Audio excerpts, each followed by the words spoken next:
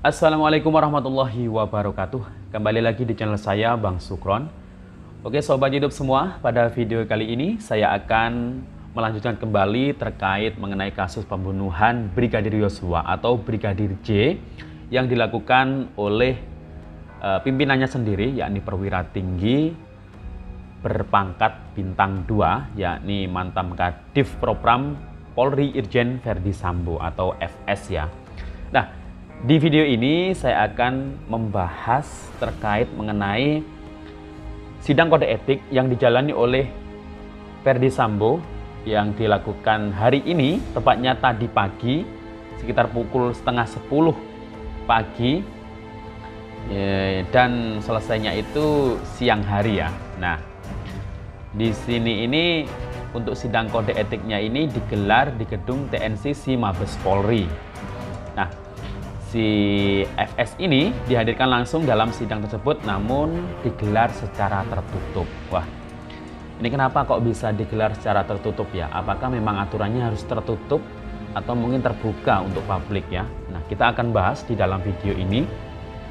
Nah, ini dari pantauan saya di beberapa media sosial, memang Irjen FS ini masuk ke ruangan ini mulai pukul setengah 10, dikawal provos dengan langkah tegap ya. Jadi kalau kita membaca untuk Irjen FS-nya ini dari pertama masuk ke ruang sidang itu, dia ini nampaknya percaya diri, kayaknya ya nggak ada hambatan karena langkahnya ini sangat tegap. Dan tampak di situ Irjen FS ini masih memakai seragam Polri dengan bintang pangkatnya 2. Namun memang kayaknya nggak lengkap ya, untuk badge-nya itu di seragamnya itu nggak lengkap. Jadi kayaknya ya memang aturannya seperti itu.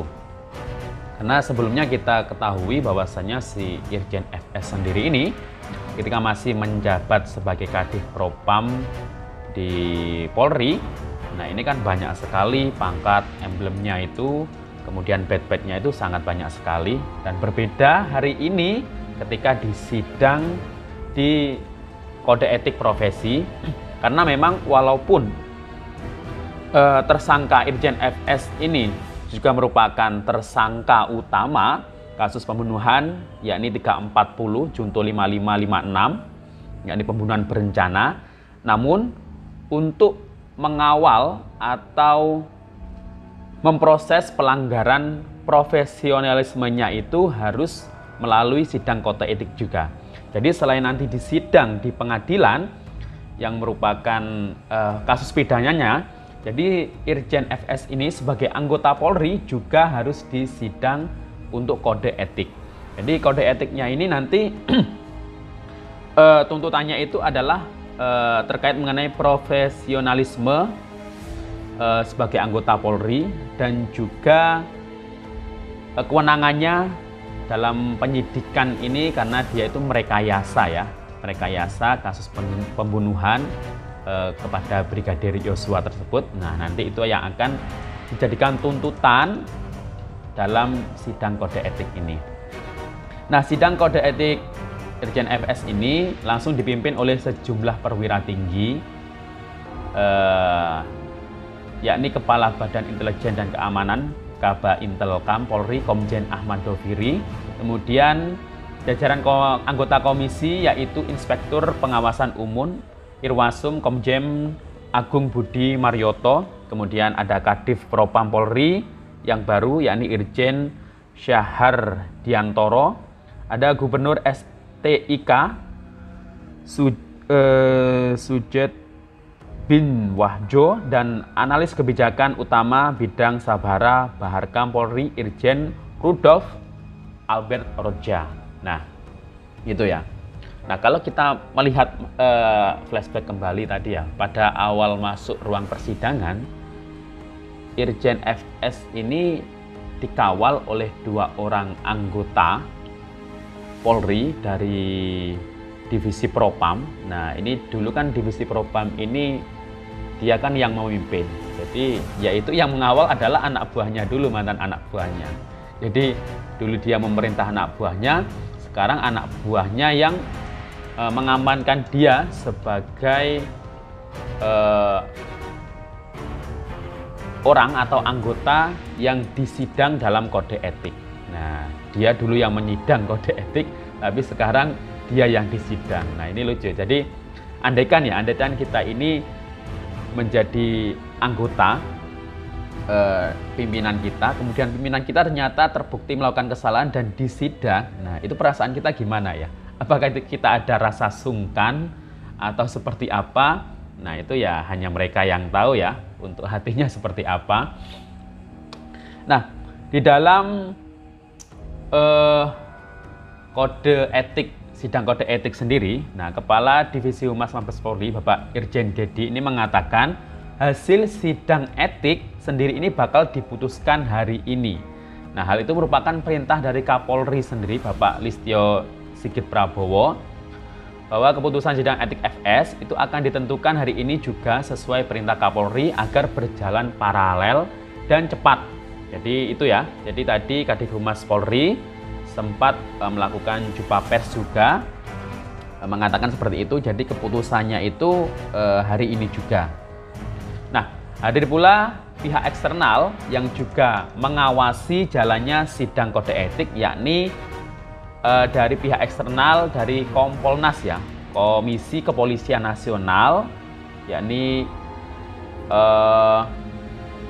di mana untuk pengawasannya dari Kompolnas ini tugasnya adalah mengawasi agar sidang itu bisa independen dan akuntabel. Nah sebelumnya Irjen FS ini sebelumnya sempat menulis sebuah surat, ini sekitar tanggal 22 Agustus kemarin, ini perihal permohonan maaf kepada senior dan rekan perwira tinggi, perwira menengah, perwira pertama, dan rekan bintara. Nah, rekan dan senior yang saya hormati, ini bunyinya suratnya. Dengan niat yang murni, saya ingin menyampaikan rasa penyesalan dan permohonan maaf yang mendalam atas dampak yang muncul secara langsung pada jabatan yang senior dan rekan-rekan jalankan dalam institusi Polri atas perbuatan saya yang telah saya lakukan. Saya meminta maaf kepada para senior dan rekan-rekan semua yang secara langsung merasakan akibatnya. Saya mohon permintaan maaf saya dapat diterima dan saya menyatakan siap untuk menjalankan setiap konsekuensi sesuai hukum yang berlaku. Saya juga siap menerima tanggung jawab dan menanggung seluruh akibat hukum yang dilimpahkan kepada senior rekan-rekan yang terdampak. Semoga kiranya rasa penyesalan dan permohonan maaf ini dapat diterima dengan terbuka dan saya siap-siap menjalani proses hukum ini dengan baik sehingga segera mendapatkan keputusan yang membawa rasa keadilan bagi semua pihak. Terima kasih, semoga Tuhan senantiasa melindungi kita semua. Hormat saya, Ferdi Sambo, SH, SIK, MH, Inspektur Jenderal Polisi. Nah, ini ya surat yang sempat ditulis oleh Irjen FS beberapa hari yang lalu. Nah, ini nanti apakah akan meringankan di dalam sidang kode etik maupun sidang peradilan pidananya. Nah, ini kita akan membahas terkait mengenai aturan sidang etiknya ya. Jadi sidang etik itu apakah memang dibenarkan untuk tertutup bagi umum atau tidak ya. Jadi kita akan membahasnya terkait aturan sidang etik kode etik Polri itu tertuang dalam peraturan Polri nomor 7 tahun 2022 tentang kode etik profesi dan Komisi Kode Etik Kepolisian Negara Republik Indonesia. Nah, untuk mengutip PP peraturan Polri nomor 7 tahun 2022, sidang kode etik ini terdiri dari yang pertama sidang secara atau dengan acara pemeriksaan cepat untuk pelanggaran kode etik ringan. Kemudian yang kedua, sidang dengan acara pemeriksaan biasa untuk pelanggaran kode etik berat. Nah, ini kalau pemeriksaan cepat berarti kan ini kayaknya kalau menurut PP ini, peraturan Polri ini berarti kan kode etiknya ini ringan.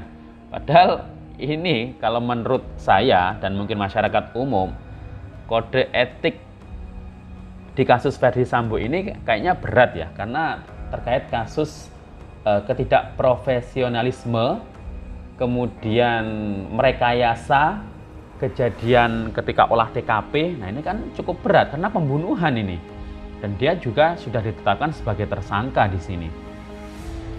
Nah, kalau kategori ringan, sidang kode etik ringan itu dilakukan karena kelalaian, bukan untuk kepentingan pribadi dan tidak berdampak pada pihak lain termasuk negara. Kemudian kalau sedang, ini dilakukan dengan sengaja dan atas dasar kepentingan pribadi atau pihak tertentu.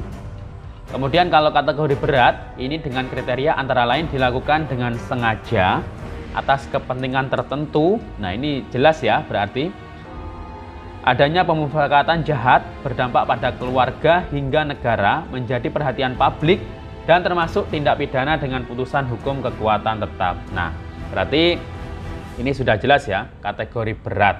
Artinya Irjen FS ini sudah dikategorikan berat, karena di dalam kategori berat ini kepentingan tertentu. Jadi kepentingannya Irjen FS untuk melindungi dirinya, kemudian pemufakan jahat, nah itu juga jelas. Kemudian berdampak pada negara juga, menjadi perhatian publik karena sudah viral ini ya. Nah ini sudah masuk kategori berat. Kemudian sidang kode etik ini dilakukan untuk membuktikan pelanggaran yang dilakukan oleh pejabat Polri. Nah, Kapolri ini menjadi pihak penuntut dalam sidang kode etik profesi untuk sidang tingkat markas besar Polri. Jadi kalau Irjen FS ini kan di Mabes Polri ya, jadi yang menuntut itu adalah Kapolri langsung. Nah, untuk waktu tempat pelaksanaan sidang kode etik, sidang dilaksanakan paling lambat 14 hari kerja terhitung sejak diterbitkan keputusan pembentukan Komisi Kode Etik Polri. Kemudian tempat pelaksanaan sidang berada di ruang sidang markas kepolisian.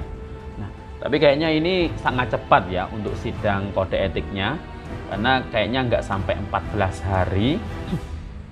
Kemudian terduga juga wajib menghadiri sidang. Kemudian, nah ini yang menarik di sini. Sidang kode etik profesi ini sudah harus menjatuhkan putusan paling lama 30 hari kerja. Dalam hal sidang kode etik profesi tidak menemukan bukti-bukti adanya pelanggaran kode etik, terduga pelanggar diputus bebas. Nah, ini berarti maksimalnya itu 30 hari untuk sidang kode etik. Tapi tadi sudah saya jelaskan bahwasanya Kadif Humas Polri, Bapak Dedi itu menyatakan bahwa putusan itu hari ini sesuai dengan instruksi Kapolri langsung. Jadi harus dilakukan secara cepat dan paralel. Nah, jadi itu tadi ya untuk aturan sidang kode etik yang dilakukan oleh Polri.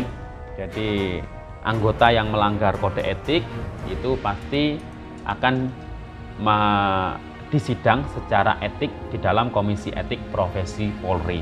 Nah, semoga keputusannya nanti itu ya benar-benar seadil-adilnya sesuai dengan bukti dan memang tidak ada yang ditutup-tutupi.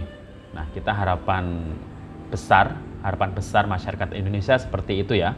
Semoga sidang kode etik ini bisa menghasilkan putusan yang benar-benar, karena harapannya itu kebanyakan pasti ya Irjen FS ini dipecat, karena memang kasusnya ini apa ya, karena kalau menurut saya ini dia itu menggunakan jabatannya seorang jenderal berpangkat bintang 2. Nah ini menggunakan jabatannya untuk melakukan pembunuhan. Nah ini kan disangka dia melakukan pembunuhan karena dia masih tersangka, belum ada putusan. Jadi ya harapannya ini agar masyarakat Indonesia ini tidak menganggap bahwa hukum itu tajam ke bawah dan tumpul ke atas. Nah, rakyat itu ingin jika memang benar-benar salah, terbukti salah, nah siapapun dia walaupun berpangkat jenderal, nah ini bisa mendapatkan keadilan, dihukum seberat-beratnya. Sesuai dengan pasal yang didakwakan itu 340, kalau di KUHP, Kitab Undang-Undang Hukum Pidana, itu ancaman hukumannya itu adalah mati atau seumur hidup, atau ya mungkin sekitar 20 tahun.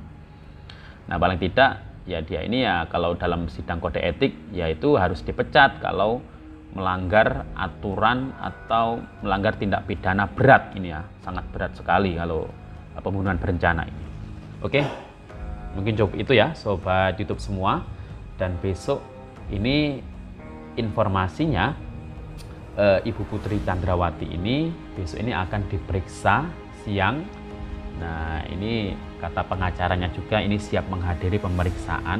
Semoga semuanya ini bisa terbuka lebar, apa motifnya juga bisa secara terang benderang, kasus ini segera terselesaikan, itu harapan kita semuanya. Dan demikian informasi dari saya. Sampai jumpa di video selanjutnya. Assalamualaikum warahmatullahi wabarakatuh.